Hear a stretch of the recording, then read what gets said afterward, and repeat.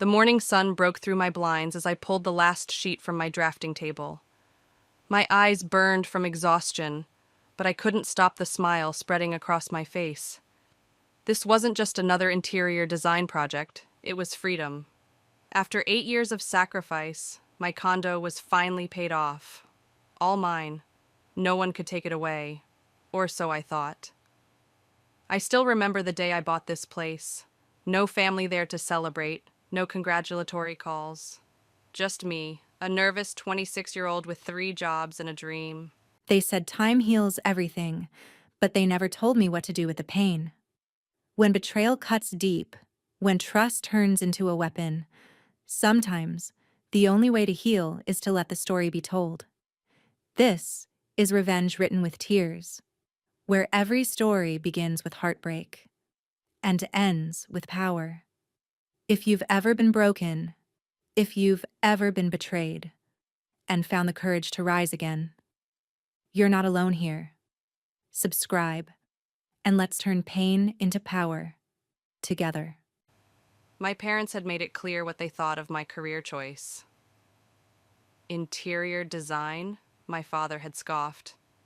That's not a real job, Emery. It's a hobby for rich housewives. But I proved him wrong. Every late night, every skipped meal, every extra client, it all led to this moment, my name alone on the deed. My sweat equity in every corner. I sipped my coffee on the balcony, watching the city wake up.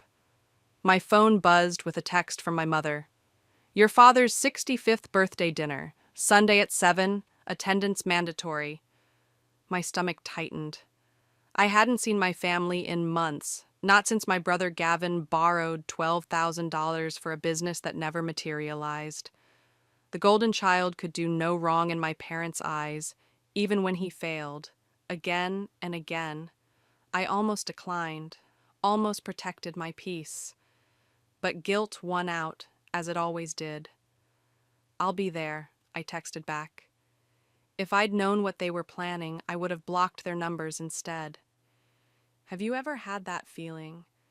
That moment when you realize the people who should protect you are actually plotting against you? If you have, you'll understand why what happened next changed everything. Subscribe now and comment "Family Betrayal" if you've ever had to protect yourself from the people who should have protected you. The restaurant was expensive, the kind my father chose to impress others, not because he enjoyed the food. My mother's hug felt too tight, my father's handshake too firm, but it was Gavin's smile that should have warned me. The successful sister arrives, he said, eyes flicking over my designer watch, a gift to myself for landing a major client. I slid into the booth, ordering water while they sipped cocktails. The conversation stayed surface level through appetizers, work, weather, politics, safe topics, until dessert arrived. So, my mother said, swirling her wine, that condo of yours must be nearly paid off by now. I froze, fork halfway to my mouth. I'd never told them about my mortgage timeline. How would you know that? I asked carefully. My father waved dismissively. Your brother mentioned it, said the place is looking good these days. But Gavin had never been to my condo, not once. When exactly did you see my place? I asked him directly. He shrugged, avoiding my eyes. Mom showed me pictures. What pictures? My voice sharpened. I'd never sent them photos. My mother's smile didn't reach her eyes. Don't be paranoid, Emery. It's not attractive. The conversation shifted, but the damage was done. Throughout dinner, I caught them exchanging glances, the kind that held secrets. As we left, my mother hugged me again, her hand brushing against my purse where my house keys sat in the front pocket. We should visit sometime, she said. All that space for just one person seems wasteful. I drove home with a knot in my stomach, telling myself I was overreacting. 3 weeks later, they showed up at my door with papers to steal everything I'd worked for. The doorbell rang at 8:17 on a Sunday morning. 3 sharp rings like warnings. I wasn't expecting anyone. Wrapped in my robe with coffee in hand, I peered through the peephole and felt my stomach drop. My parents and Gavin stood in the hallway, dressed like they were heading to a business meeting. When I opened the door, my mother didn't wait for an invitation. She pushed past me, manila folders clutched to her chest. My father followed, eyes scanning my living room like he was taking inventory. Gavin lingered in the doorway, hands in his pockets. "We need to talk," my mother said, her voice cold and formal. Before I could respond, she placed the folders on my coffee table and uttered 7 words that still echo in my nightmares. "This is your brother's house, not yours." I laughed. I actually laughed because it seemed so absurd. "What are you talking about? I bought this place, alone." My father cleared his throat. "That's not entirely accurate, Emery." He pulled out documents, loan applications, bank statements, property deeds, all with alterations I'd never seen before. "The family contributed to this purchase," he said. "Gavin's name should have been on the deed from the beginning." My mother nodded. "We've spoken to a lawyer. These papers will correct that oversight." I stared at them, these strangers wearing my parents' faces. "You're trying to steal my home?" My voice cracked. "The home I paid for with my own money?" Gavin finally spoke. "It's not stealing if it was partly ours to begin with." My mother's purse sat open on my counter. Inside, I spotted a small black device with a blinking red light. She was recording this, setting me up. "I need some water," I said, backing toward my kitchen. My hands trembled as I reached for a glass, but my mind cleared with crystal focus. They hadn't come for a discussion. They'd come for a theft. In my kitchen, hidden from their view, I pressed the emergency recording button on my home security app, a feature I'd installed after a break-in 2 years ago. The cameras in my living room ceiling corners activated silently. Evidence. I needed evidence. I returned with water I wouldn't drink, my face carefully blank. "Show me these documents again," I said. My father spread them across the table. Bank statements showing a $50,000 deposit labeled Family Trust Contribution. Loan papers with signatures I never made, a deed with language about shared family investment. All forgeries, all lies. "You expect me to believe this?" I asked. My mother's smile tightened. "It doesn't matter what you believe. The facts are clear." "The facts," I repeated. "Like the fact that I worked 3 jobs for years to save for this place? The fact that you told me I was wasting my life when I bought it?" "You're being dramatic," my father said. "This is about family fairness. Gavin needs a place now that he's planning to start a family." I looked at my brother. "You're having a child?" He nodded, not meeting my eyes. "Sarah's pregnant. We need the space." Another lie. Gavin didn't even have a girlfriend named Sarah. "So your solution is to take my home?" I asked. "The one I paid for alone?" "You've had your turn," my mother said, voice hardening. "It's Gavin's time now. You're just one person. He needs this more." I noticed her shifting her purse, angling that hidden camera toward me. "What happens if I refuse to sign?" I asked. My father's expression darkened. "Then we go to court. We have evidence of the family contribution. You'll lose anyway, plus legal fees." My mother leaned forward. "Don't make this difficult, Emery. Family helps family. Family helps family." The same people who never helped me were now using family as a weapon to take everything I'd built. I knew then I wasn't just fighting for my home. I was fighting for my life. "I need time to think about this," I said, buying precious seconds. My mother's face hardened. "There's nothing to think about. Sign the papers." I stood up, finding strength in my rage. "I'm not signing anything today. I suggest you leave before I call the police." "Police?" My father laughed. "And tell them what? That your family wants what's rightfully theirs?" Gavin stepped forward. "Don't be difficult, Em. This can be easy or hard." I walked to my door and held it open. "Get out." They gathered their papers slowly, deliberately. My mother paused at the doorway. "We're giving you 3 days," she said. "Then our lawyer files the paperwork." After they left, I collapsed against the door, sliding to the floor. My hands shook as I downloaded the security footage to my cloud account. Their voices, their threats, their lies, all preserved.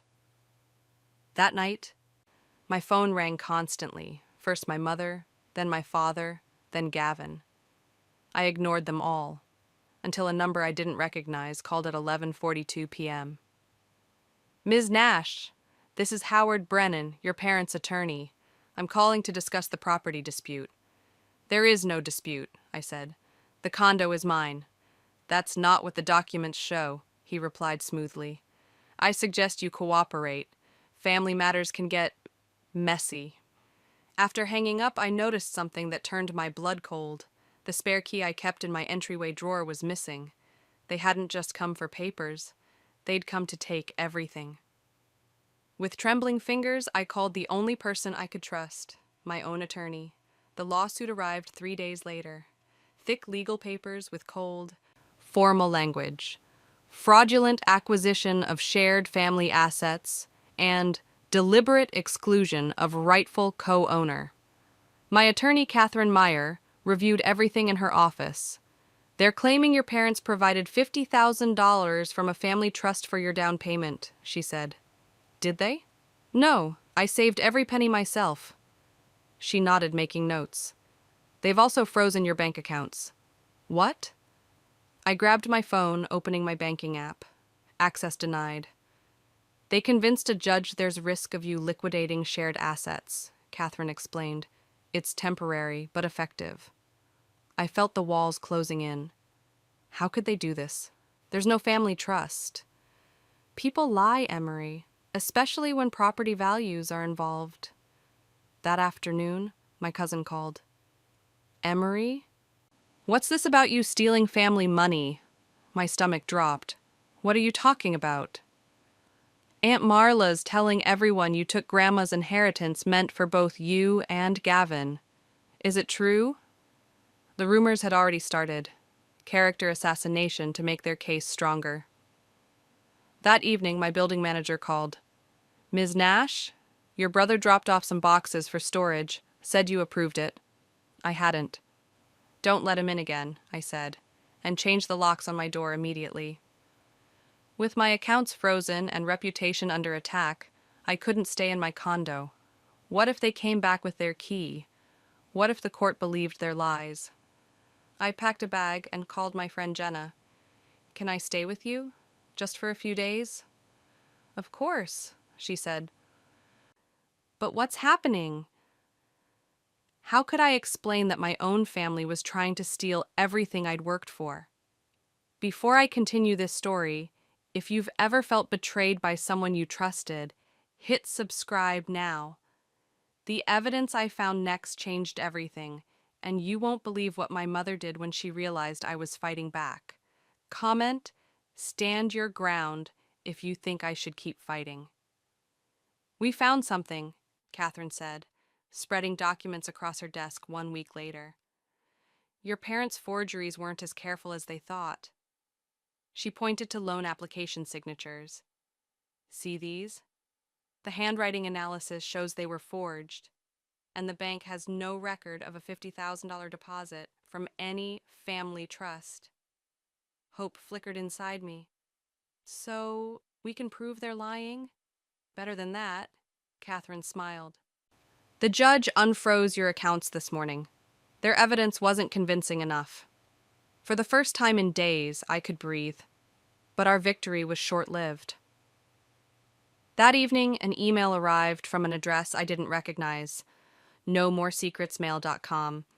The subject line, what your parents don't want you to know. I almost deleted it as spam, but something made me open it. Inside was a single attachment, a bank statement from 10 years ago, showing a $25,000 transfer from Nash Family Education Trust to my father's personal account. A note was attached. This was your college fund. They took it for Gavin's failed restaurant. There's more. Check the dates. I stared at the screen, hands shaking. My grandmother had promised me money for college, money I never received. My parents claimed she changed her mind before she died. Another lie. I forwarded everything to Catherine, who promised to investigate. 2 days later, she called. "Emery, you need to come in. Now." In her office, she played a video, footage from my mother's hidden camera, the one in her purse during their ambush. She'd intended to record me agreeing to their demands. Instead, she'd captured herself saying, "The papers are ready. Dennis forged the signatures last night. Emery won't know the difference." My father's voice, "What if she checks with the bank?" My mother, "She won't, and if she does, it'll be too late. We'll already have the court order." Catherine paused the video. "Your mother tried to submit this as evidence, but her lawyer didn't review it carefully. This proves they committed fraud." I felt sick. "My own parents. There's more," Catherine said. "We found records of your grandmother's will. The education trust was exclusively for you. They stole it." The betrayal wasn't new. It had been happening for years. The courtroom felt cold as I took the stand. My parents sat at the opposite table, my mother's face a mask of righteous indignation, my father staring at his hands. Gavin sat behind them, scrolling through his phone like this was all a boring inconvenience. "Ms. Nash," my attorney began, "please tell the court about your relationship with your family."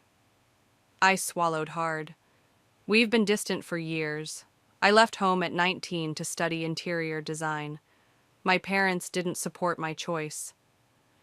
"Did they contribute financially to your education or your condo purchase?" "No, I worked multiple jobs to pay for both." The judge asked for evidence of my independent financing. Catherine presented my bank records, tax returns, and employment history, a paper trail of my struggle and success. Then came the cross-examination. "Ms. Nash," my parents' attorney began, "isn't it true you abandoned your family responsibilities to pursue your own interests?" Before I could answer, Gavin was called to testify. "Emery always thought she was better than us," he said, voice dripping with resentment. "She left when Dad lost his job, when we needed her most." Another lie. Dad never lost his job. He'd retired early to travel. Catherine approached with a worn notebook.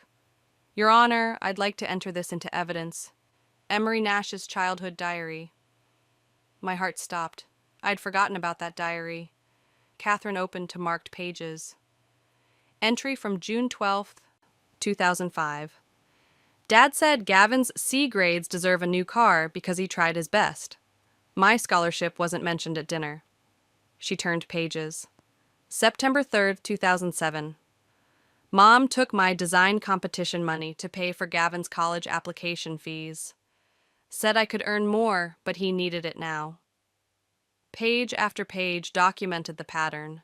My achievements minimized. My resources redirected to Gavin. Then came our secret weapon. My father's former business partner took the stand. "Dennis approached me about falsifying property documents before," he testified. "He wanted to transfer his mother-in-law's house to his son's name while she was in hospice." The courtroom went silent. My mother's face drained of color. This wasn't just about my condo. This was their pattern. "We're filing a countersuit," Catherine told me after court adjourned. Fraud, emotional distress, and attempted theft. The look on my parents' faces when they were served papers the next morning almost made the nightmare worth it. Almost. That night, my building's security system alerted me to movement in the hallway. Through the app on my phone, I watched my parents trying my door, testing a key that no longer worked thanks to the changed locks. I called the police. By the time they arrived, my parents had fled, but the security footage caught everything. The next morning, my story hit the local news. "Family tries to steal daughter's home." My phone exploded with messages from relatives, former classmates, even strangers. Some offered support. Others called me heartless for taking my family to court. Then came the call I never expected. "Emery? It's Lisa, Gavin's wife." I didn't know Gavin was married. "Gavin's been lying to everyone," she said, voice shaking.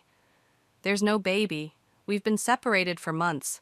He told your parents he needed money for our family, but he's gambling again." The pieces clicked into place. My brother needed money, and my paid-off condo was the perfect target.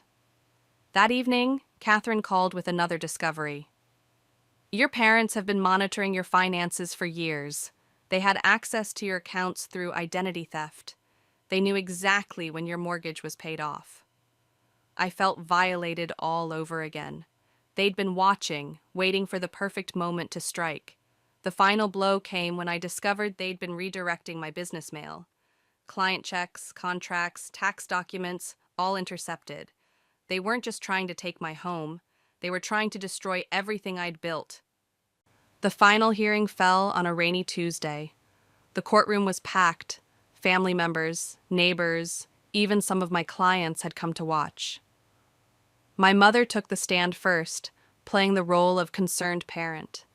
"We only wanted what was best for both our children," she said, dabbing at dry eyes.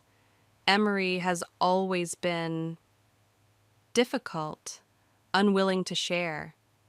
Catherine approached for cross-examination. "Mrs. Nash, did you record your visit to your daughter's condo without her knowledge?" My mother shifted uncomfortably. I wanted documentation of her behavior. "I'd like to play Exhibit C, Your Honor," Catherine said. The courtroom fell silent as my mother's own recording played through the speakers. "The papers are ready. Dennis forged the signatures last night." My mother's face drained of color. "Mrs. Nash," Catherine continued, "did you forge bank documents to create the illusion of a family contribution to your daughter's condo purchase?" That's not—" My mother looked to my father for help. "Answer the question," the judge instructed. "Yes," she whispered. My father was next. Under Catherine's questioning, he crumbled. "It was my idea," he admitted. "We have gambling debts. Gavin promised to help if we got him the condo." "So you attempted to steal your daughter's home to cover gambling debts?" Catherine clarified. "We didn't see it that way," my father mumbled. Gavin took the stand last, trying to distance himself from the scheme. "They manipulated me," he claimed. "I didn't know they were forging documents." Catherine played another recording, a phone call between Gavin and my father discussing which documents to alter. The judge had heard enough. She ruled immediately. "This court finds in favor of Ms. Emery Nash. The plaintiff's case is dismissed with prejudice. The restraining order against Marla, Dennis, and Gavin Nash is made permanent. Furthermore, the court awards Ms. Nash damages in the amount of $75,000 plus all legal fees." My mother gasped. My father's shoulders slumped. Gavin stormed out. As we left the courthouse, reporters shouted questions. I said nothing, but Catherine spoke briefly. "Today, justice prevailed over greed. Ms. Nash will have no further comment." In the car, I finally broke down. I'd won, but at what cost? My family was gone. Not that they'd ever truly been mine to begin with. "What now?" I asked Catherine. "Now," she said, "you rebuild on your terms." I didn't know then that the worst was yet to come.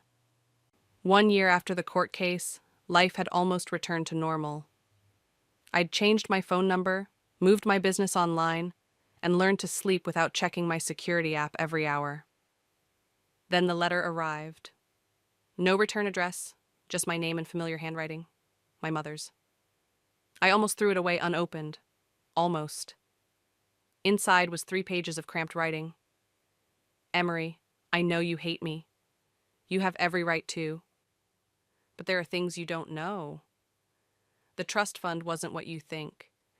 Your father borrowed against it years ago when his business partner embezzled company funds.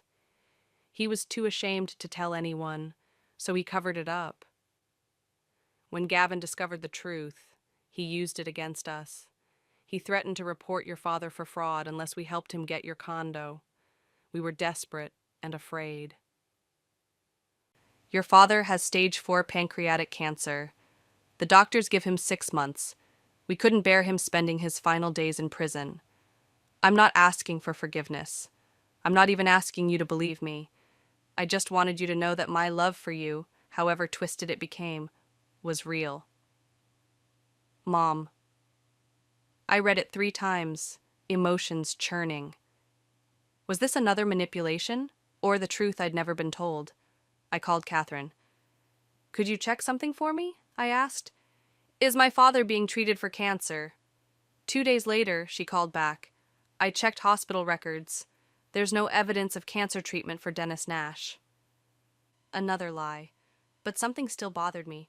Why would my mother write now? What was she hoping to gain? I hired a private investigator who discovered my father had indeed lost his job years ago, not to embezzlement, but to gambling debts he'd hidden from everyone. The letter wasn't a complete lie, just another half-truth in a lifetime of deception. That night, I sat on my balcony watching the sunset, wondering how many other secrets remained buried in my family's past, and whether any truth could ever repair what had been broken. 6 months later, I was invited to speak at a legal seminar about family property disputes. I almost declined, but Catherine convinced me. Your story could help others, she said.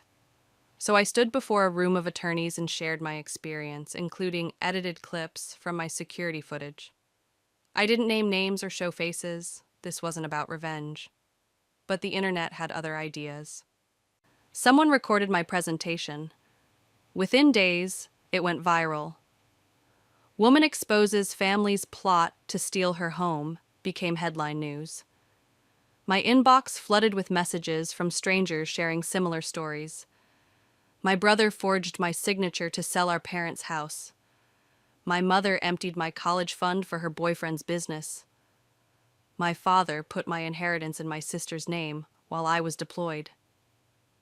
I hadn't intended to become the face of family financial abuse, but suddenly I was.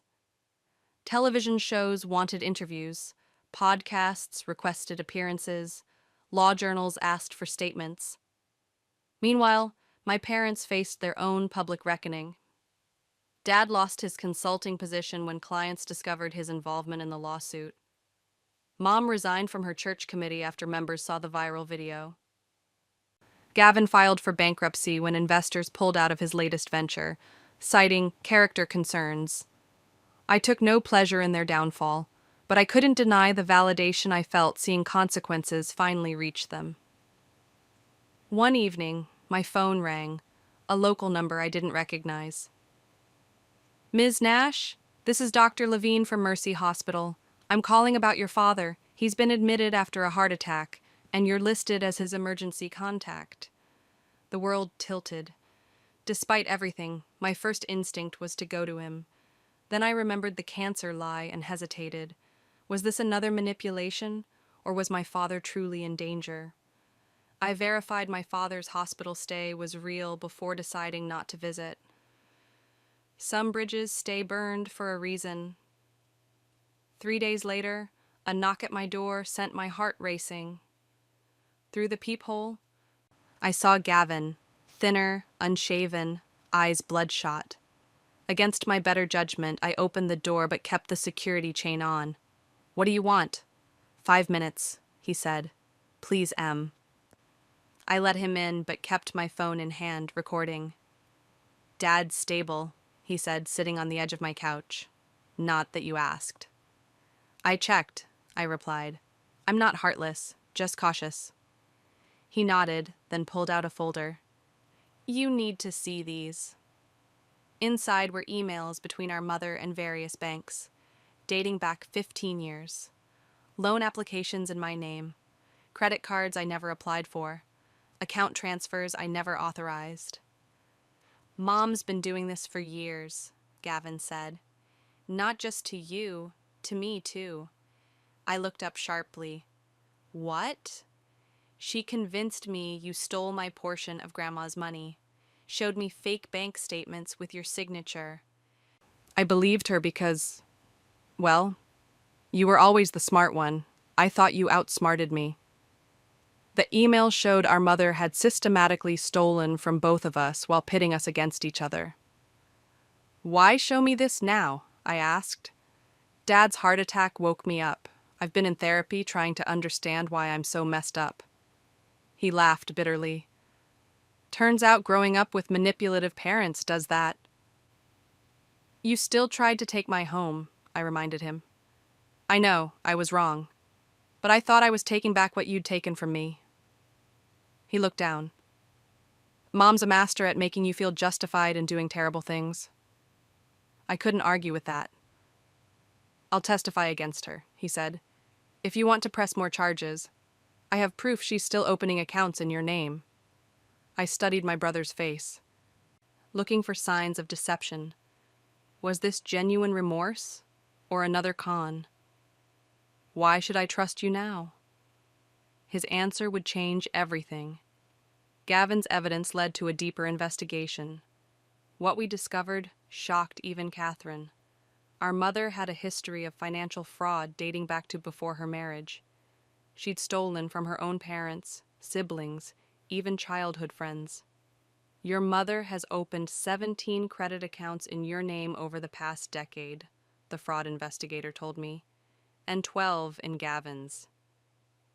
The cancer story was completely fabricated. Dad never had pancreatic cancer, another manipulation tactic. Most disturbing was the discovery that our grandmother had left separate trusts for both Gavin and me. Mom had intercepted the attorney's letters, forged our signatures, and drained both accounts. She stole from both of us, I told Gavin over coffee. Then convinced you I was the thief. He nodded, eyes hollow. Classic divide and conquer. While we fought each other, she took everything. The final piece fell into place when our grandmother's original will surfaced during the investigation. She'd left specific instructions. Equal trusts for both grandchildren, to be managed independently until we turned 25. Your mother altered the will, Catherine explained. She removed the independent trustee clause and appointed herself instead. I felt sick. So she had legal control of our money? Yes, and she used it to control both of you. Gavin and I sat in stunned silence, processing decades of manipulation. What do we do now? He finally asked. I had no easy answer. Our mother faced potential criminal charges. Our father, though not the mastermind, had been a willing accomplice. Our childhood was built on lies. I don't know if we can fix this, I admitted, but maybe we can stop it from defining us. For the first time in years, my brother and I found common ground, not as allies against each other, but as survivors of the same storm. 2 years after the courtroom battle, I stand on my balcony watching the sunrise. The same view, but I'm not the same person. My mother pled guilty to multiple fraud charges. She's serving 5 years with no possibility of early release. My father received probation for his lesser role and moved to Arizona. We exchange birthday cards, but nothing more. Gavin and I have what therapists call a controlled contact relationship. Monthly coffee meetings with clear boundaries, no money discussions, no favors. Just slowly rebuilding what our parents destroyed. The condo feels different now. I've remodeled every room, erasing the memories of that morning when they arrived with papers to steal it. The security system remains, but I don't check it obsessively anymore. My design business thrived after the publicity. Ironically, being known as that woman who fought her family for her home brought clients who valued determination and integrity. But the most meaningful change came from the foundation I started: family financial abuse prevention.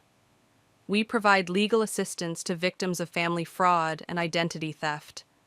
Last year, we helped over 200 people reclaim their financial independence. Gavin volunteers occasionally, speaking to young adults about recognizing manipulation. His recovery is his own journey, separate from mine. Some days I trust him, other days I don't. Both feelings can be true at once. When people ask if I've forgiven my parents, I give the same answer. Forgiveness isn't my priority. Boundaries are. My grandmother's portrait hangs in my living room now. I like to think she'd be proud of how I fought for what was mine. The condo keys still hang by my door, a symbol not just of property, but of the price I paid for peace. A reminder that sometimes family isn't who raises you, but who respects you.